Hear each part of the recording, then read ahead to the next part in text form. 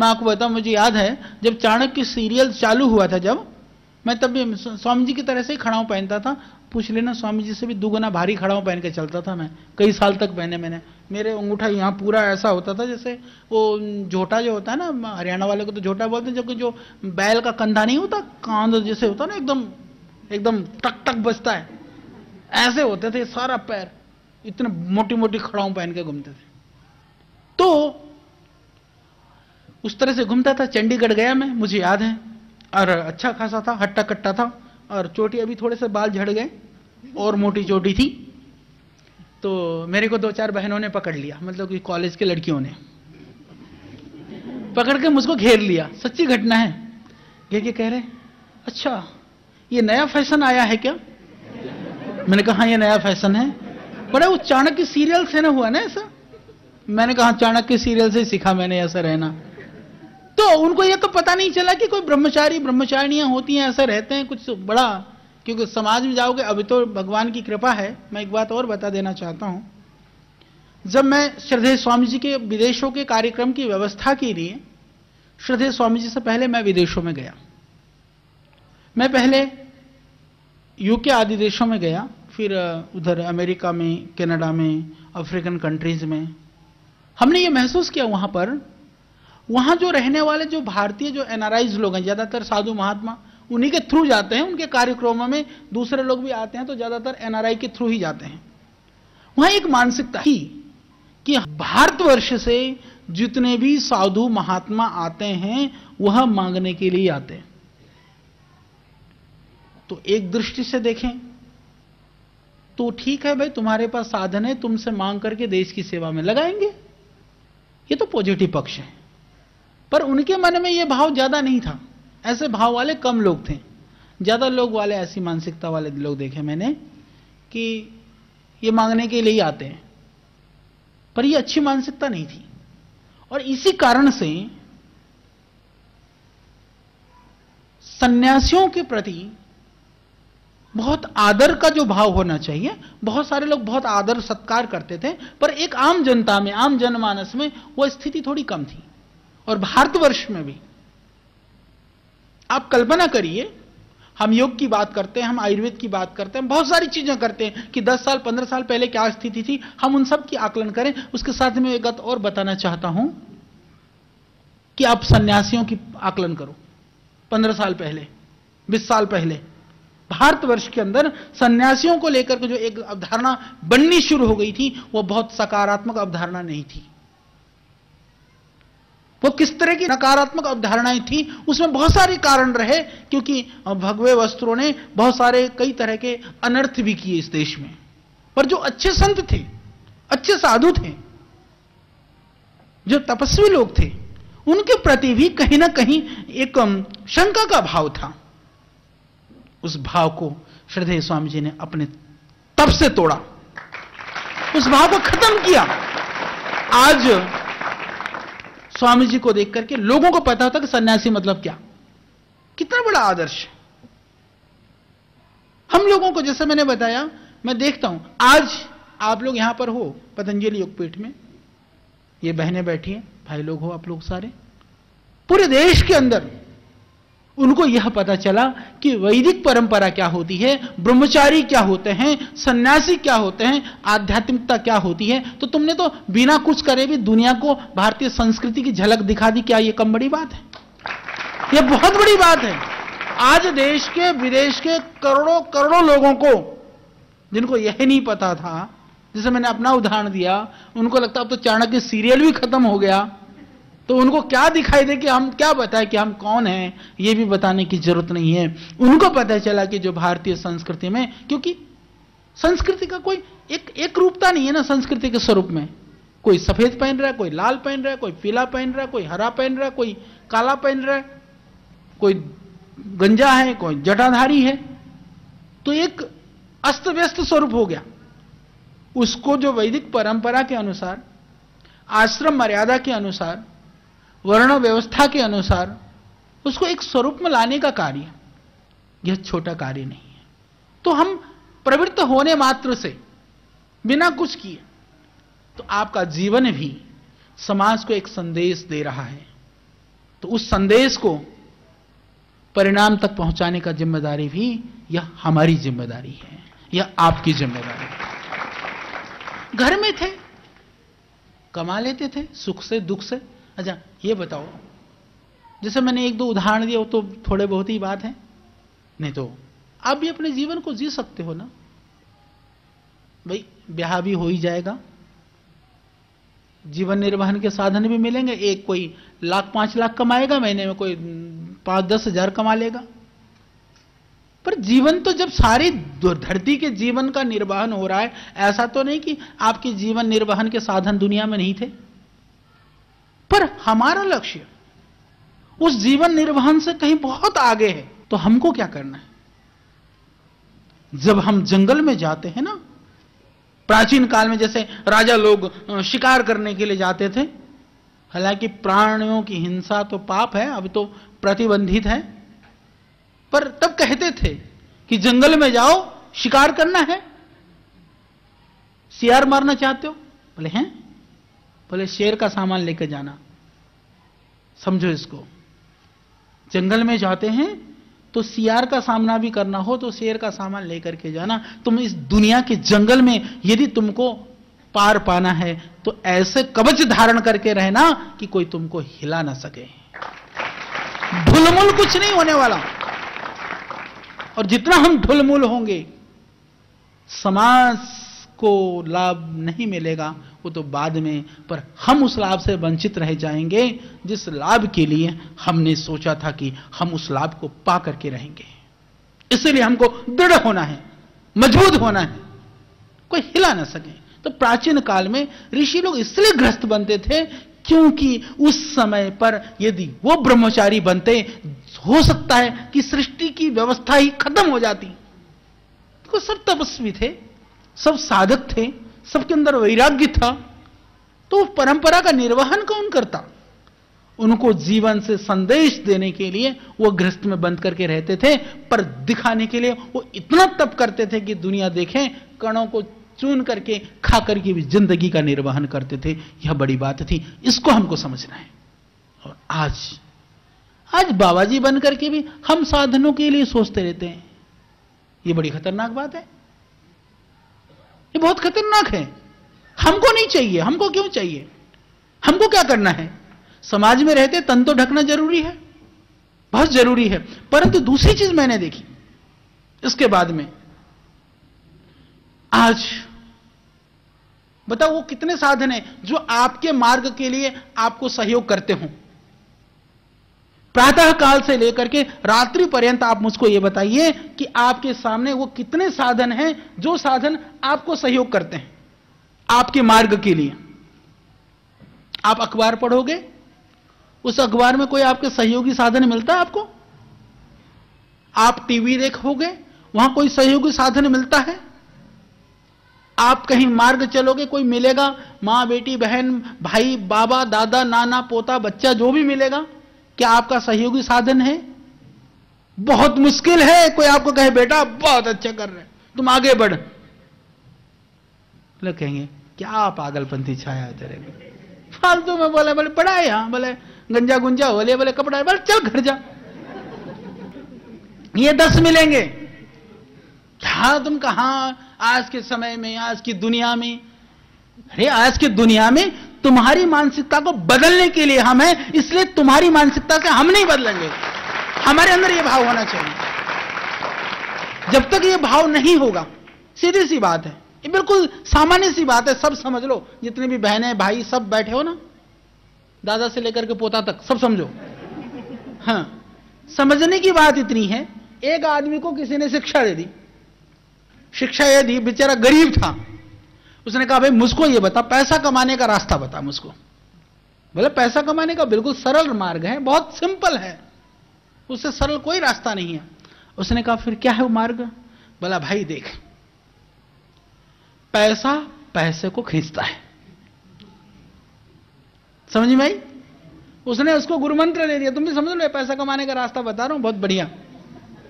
उसने कहा कि पैसा पैसे को खींचता है। ये तो बहुत अच्छी बात है। उसने बेचारे ने थोड़ा बहुत पुरुषार्थ किया, प्रयत्न किया, और कुछ पैसे इकट्ठे करे उसने, 2 3 4 पैसे इकट्ठे करे। अब पैसा पैसे को खींचता है।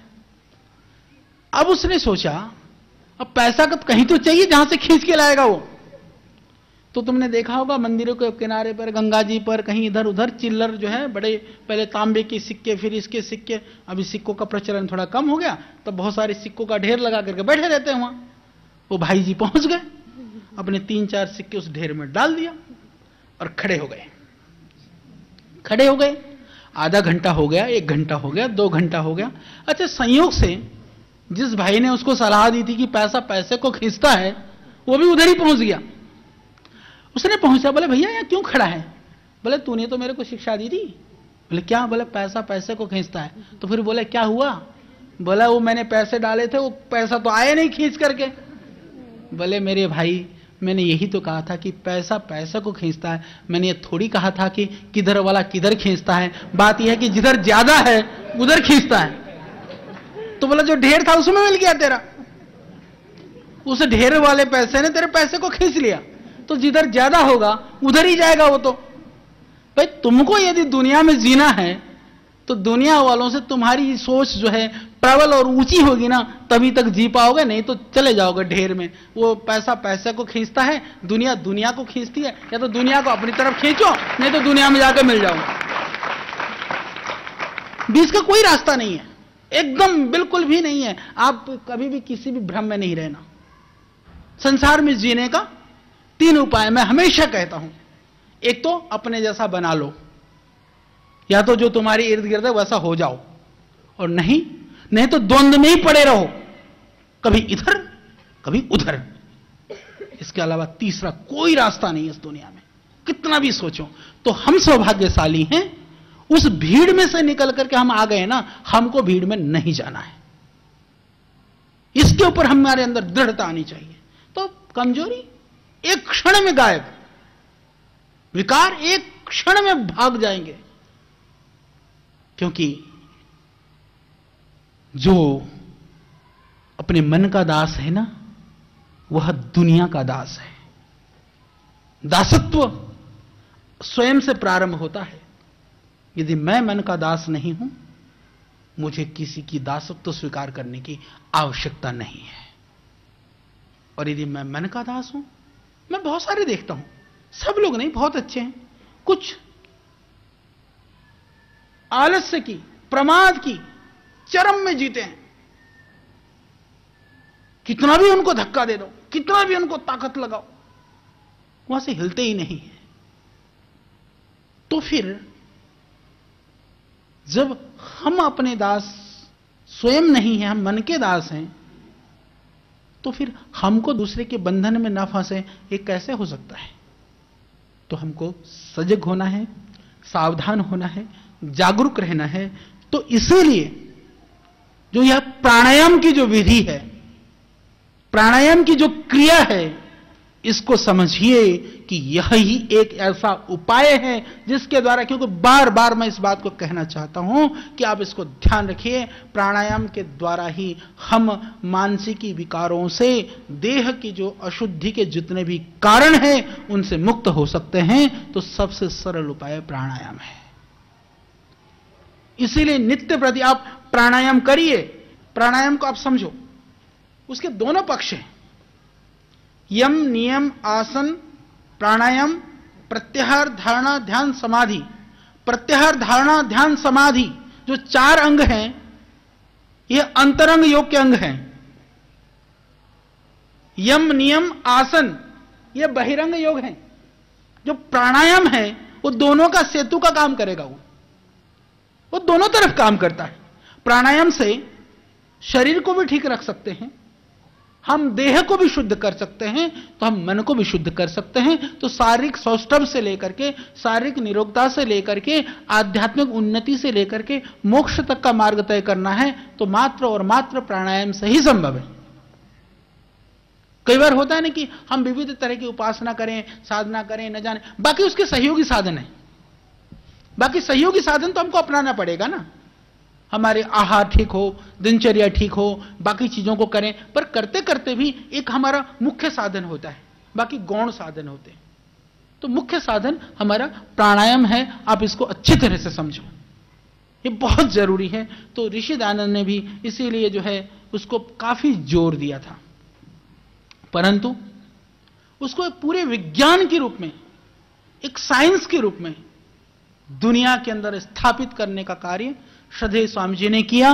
और हमारा सौभाग्य है कि हम उनके सानिध्य में साक्षात बैठ करके आपको उनको सीखने का, समझने का मौका मिल रहा है। इससे बड़ा कोई सौभाग्य नहीं हो सकता है।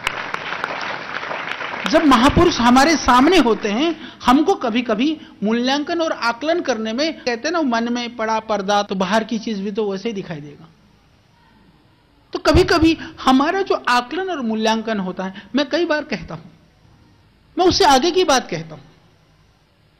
सबसे बड़ी बात तो यह कि हम मूल्यांकन करें, हमारा सामर्थ्य से बाहर की बात है। क्यों? अच्छा, हम किसी चीज का मूल्यांकन करेंगे, हम क्या मूल्यांकन करेंगे? कोई भी। अब मान लीजिए कि अब मैं कहूं कि किसी का भी मूल्यांकन करना है, आप करिए, तो मैं ये कहूं कि ये माइक का मूल्यांकन करो, इस माइक के ऊपर निबंध लिखिए। तो जितने तुम लिखोगे ना, कुछ तो समान होंगे, पर सबके अलग अलग होंगे। कोई रूप की चर्चा करेगा, कोई आकृति की चर्चा करेगा, कोई गुणों की चर्चा करेगा, और कुछ नहीं मिले तो कोई साहित्य में कहेगा ये डंडा वृक्ष की तरह है, ये डंडा जो है उस वृक्ष में से जो है शाखा की तरह से है, उस शाखा में ये जो है ये कुछ फल जैसा लगता है। ये भी हो सकता है। तो अब उसका जो मूल्यांकन है वो कैसे करेंगे? भाई जैसे मेरी बुद्धि है मैं वैसा ही तो करूंगा। अपनी बुद्धि से बाहर मैं मूल्यांकन कर सकता हूं? तो मेरे मूल्यांकन के लिए यह जरूरी है कि मैं सामर्थ्यवान बनूं। जितना जितना मेरा सामर्थ्य बढ़ता जाएगा। मैं देख रहा था, कोई भाई पूछ रहे थे, हालांकि मेरे को याद नहीं, एक दिन मैं गुरुजी का पाठ सुन रहा था, तो एक दिन कह रहे थे वो प्रणश्यति शब्द था शायद, तो वो भाई पूछ रहे थे कि प्रणश्यति, वो ऐसा कुछ था। तो उसको मैं इसलिए बात को कह रहा हूं क्योंकि वो भाई ये पूछ रहा था, तो मेरे को लगा बहुत संस्कृत में, क्योंकि अभी आप लोगों ने पहले संस्कृत नहीं पढ़ा, इसीलिए आपको, ठीक है आपको पूछना भी चाहिए, पर मैं बाद में ये सोच रहा था कि भाई का दोष नहीं है, ज्ञान अभी आपको और ज्ञान की आवश्यकता है।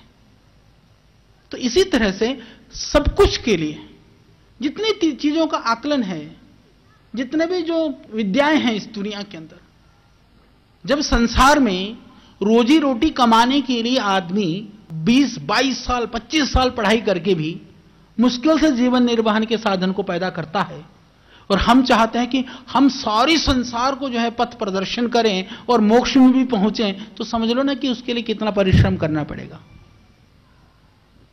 भाई सदैव स्वामी जी बहुत कहते थे पहले, यो वही भूमा तत्सुखम नाल्पे सुखमस्ति, बहुत बोलते थे। अब तो मैंने कम सुना। वो बहुत गहरी बात है कि जितना बड़ा चाहिए, जितना बड़ा सुख चाहिए, जितना बड़ा कार्य चाहिए, जितनी बड़ी हम चाहते हैं कि दुनिया को हम कुछ देकर जाना चाहते हैं, हमको उतना ही ज्यादा पुरुषार्थ करना पड़ेगा।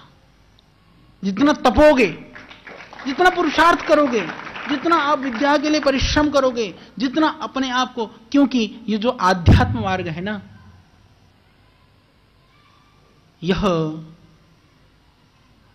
पाकर के कभी पाया नहीं जाता है, पाकर के कभी पाया नहीं जाता है, यह तो सब कुछ खोकर के पाया जाता है। पाने की चाहना तो हमको तो चीजों से विमुख करेगी, इसको कभी मत भूलना। तो हमको वहां पहुंचना है। फिर आप देखो दुनिया कैसी है। अच्छा एक बात बताओ, ये दुनिया कैसी है? दुनिया कैसी भी नहीं है। दुनिया वैसी है जैसा मैं हूं। मैं बैठा हूं, मेरे मन में बड़ी प्रसन्नता है, बड़ा आनंद है, सब अच्छा अच्छा लगता है, बड़ा खिलखिलाता हो सा, लाइट जलती हुई बड़ी अच्छी लग रही है, चांदनी रात है, और उधर जो है सब खिलखिलाते हुए चेहरे हैं, बड़ा अच्छा लगता है, बड़ा एकदम परम शांति, बड़ा आनंद लगता है।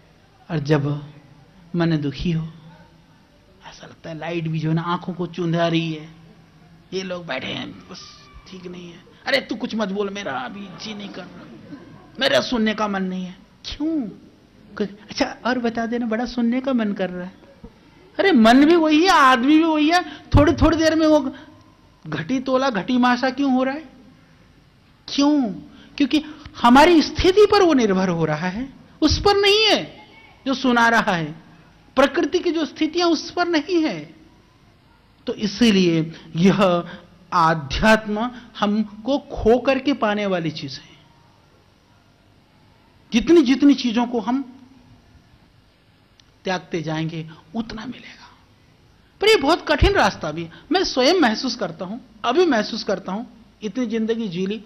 आज उसको याद है 19 साल के बाद तो पूरी तरह से समाज के लिए हमने काम करना शुरू कर दिया था। पढ़ाई के साथ साथ में मैंने पहला योग शिविर लगाया। मैं आपकी जानकारी के लिए बता दूं, 20 साल का था मैं, पहला शिविर लगाया। और शिविर किस खुंदक में लगाया आज मैं बता देता हूं, शायद मैंने आप लोगों को बताया नहीं आज तक। हम लोग गुरुकुल में बैठे हुए थे, कालवा गुरुकुल में, जैसे आप लोग बैठे हुए हो। एक सन्यासी आए, उन्होंने, वो सन्यासी यहां अभी भी आते हैं वो, मैंने एक दिन छेड़ भी दिया था उनको। मैंने कहा महाराज आपने ये भाषण दिया था, याद है आपको? क्योंकि कुछ कुछ बातें मुझको बहुत याद रहती हैं, बड़ी बचपन की। तो मेरे को तो 2 साल की 2.5 साल की घटनाएं भी याद हैं, बहुत सारी घटनाएं याद हैं। वो विचित्र बात है। और कुछ कुछ बातें ऐसी हैं कि अभी मैं बोल करके जाऊंगा, मुझको याद नहीं रहती शाम तक भी। तो समय समय की बात है। उस समय पर उन्होंने प्रवचन दिया, जैसे बैठे, ब्रह्मचारियों तुम जाके करोगे क्या समाज में?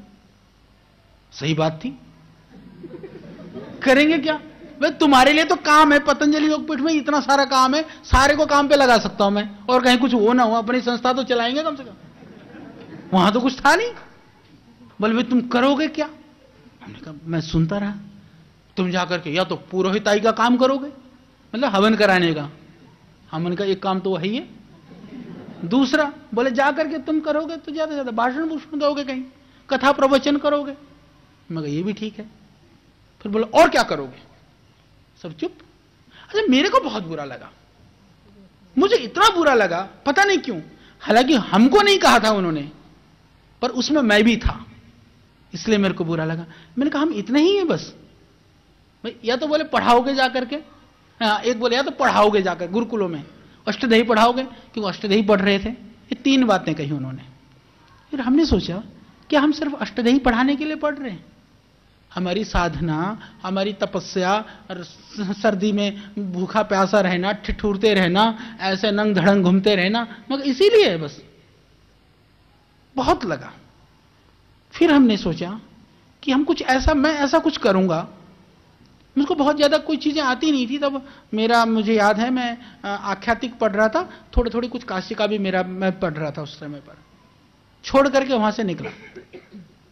स्वामी जी को पता था, स्वामी जी थोड़ा टच में रहते थे, बाकी को मैं निकल लिया वहां से, बताया नहीं कि मैं कहां जा रहा हूं। फिर घूमता रहा, भटकता रहा, बहुत थोड़े से साधनों में इधर उधर करके मैं पहुंच गया गुजरात। गुजरात जाकर के